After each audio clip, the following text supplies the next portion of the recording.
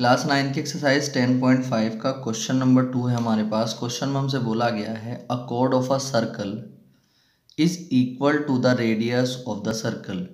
एक सर्किल की जो कोड है वो सर्किल की रेडियस के इक्वल है। एक मैंने यहाँ पर सर्किल बना लिया है। इस सर्किल की जो कोड है, पहले सबसे पहले मैं रेडियस बना रहा हूँ इसकी। एक रेडियस मेरे पास ये है और एक मैंने यहाँ पर इसकी रेडियस बना ली है। ठीक है, हमसे बोला गया है कि जो सर्किल की जो कोड है वो सर्किल की रेडियस के इक्वल है। ठीक है, तो अगर मैं एक कोड यहाँ पर खींच लेता हूँ तो यहाँ पर अकॉर्डिंग टू द क्वेश्चन हमसे ये बोला गया है कि जितनी लेंथ इस रेडियस की है उतनी ही लेंथ जो है इस कोड की है। ठीक, तो अब जो है आगे हमसे बोला गया है find the angle subtended by the code.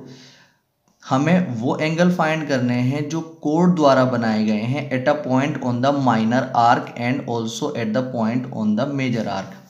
तो क्वेश्चन में हमसे बोला गया है जो ये कोड है हमारे पास जो सर्किल की रेडियस के इक्वल है, इस कोड से सर्किल की जो माइनर आर्क है उस पर जो एंगल बना है और जो मेजर आर्क है उस पर जो एंगल बना है वो हमें फाइंड करने हैं। अब देखिए ये अगर कोड है तो इससे जो है माइनर आर्क पर कौन सा एंगल बनेगा। देखिए अगर हम पूरा सर्किल खींच देते हैं और यहाँ से एक कोड खींच देते हैं तो इससे यहाँ पर ये सर्किल जो है पूरे का पूरा सर्किल जो है दो आर्क में डिवाइड हो चुका है। ये यहाँ से लेके यहाँ तक ये बड़ी आर्क है और ये यहाँ से लेके यहाँ तक ये छोटी आर्क है। तो इस कोड से एक एंगल जो बनेगा वो माइनर आर्क पर बनेगा। कहीं पर भी बना सकते हैं, कहीं पर भी एक पॉइंट ले लें इस आर्क पर और वो एक एंगल बना लें। ठीक है, तो एक एंगल तो हमें ये वाला फाइंड करना है। दूसरा, इसी कोड से जो बड़ी वाली जो मेजर आर्क है उस पर जो एंगल बना है वो हमें फाइंड करना है। ठीक है, यानी कि ये वाला एंगल हमें फाइंड करना है। ठीक, अब मैं अगर इसको नाम दे देता हूँ ए, बी और सी और डी और इसको सेंटर को हम ओ ले लेते हैं।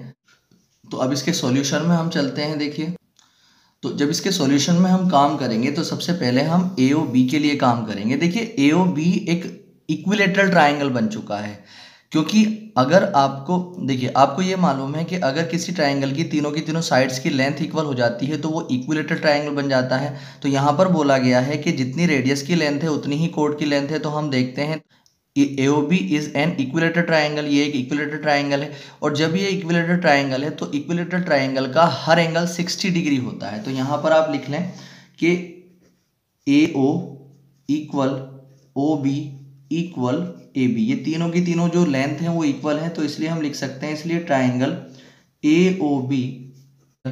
अब जब ये इक्विलेटरल ट्रायंगल है तो इसका हर एंगल 60 डिग्री हो जाना है। तो अब हर एंगल 60 डिग्री हो जाएगा तो एंगल AOB भी 60 डिग्री हो जाएगा। एंगल AOB कितना हो जाएगा हमारे पास 60 डिग्री हो जाएगा। ठीक है, अब आपने एक 10.8 थ्योरम पढ़ी है, उसमें क्या कहा जाता है, उसमें ये कहा जाता है कि अगर किसी सर्किल के किसी सेंटर पर किसी आर्क के 2 पॉइंट से अगर सर्किल पर एंगल बना है, यानी कि जिन 2 पॉइंट से सर्किल के सेंटर पर एंगल बना है उन्हीं दोनों पॉइंट से सर्किल पर एंगल बनता है तो वो इस एंगल का आधा होता है। अगर मान लीजिए ये 100 है तो ये कितना हो जाएगा, अगर ये 100 है तो ये कितना हो जाएगा 50 हो जाएगा। ठीक है, अब अगर आप वही चीज़ यहाँ पर देखते हैं तो अगर A पॉइंट और B पॉइंट से जो सर्किल के सेंटर पर एंगल बना है उन्हीं दोनों पॉइंट से सर्किल पर भी एंगल बना है, तो जितना एंगल ये होगा उससे आधा एंगल ये हो जाएगा। और ये हमने देखा है कितने डिग्री आ चुका है 60 डिग्री।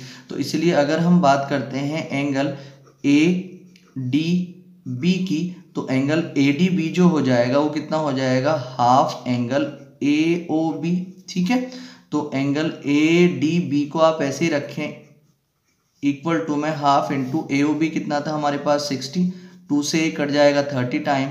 तो आपने देखा कि कितना आ चुका है, एंगल ADB कितना आ चुका है 30 डिग्री आ चुका है। अब आपको एक चीज़ और मालूम है, आपको ये वाला एंगल तो निकाल दिया है आप लोगों ने, अब आप ये और निकालेंगे। जब आप ये निकालेंगे तो अब इसके लिए हमें ज़रूरत पड़ने वाली है, आपको एक चीज़ और मालूम है कि अगर कोई एक साइक्लिक क्वाड्रेटल होता है, साइक्लिक क्वाड्रेटल क्या होता है, जिसका हर वर्टेक्स जो है सर्किल पर होता है उसको हम साइक्लिक क्वाड्रेटल कहते हैं। ठीक है, तो अगर हम बात करते हैं ABCD एक साइक्लिक क्वाड्रेटल है, तो अगर कोई साइक्लिक क्वाड्रेटल होता है तो उसके अपोजिट एंगल्स का सम कितना हो जाता है 180 हो जाता है।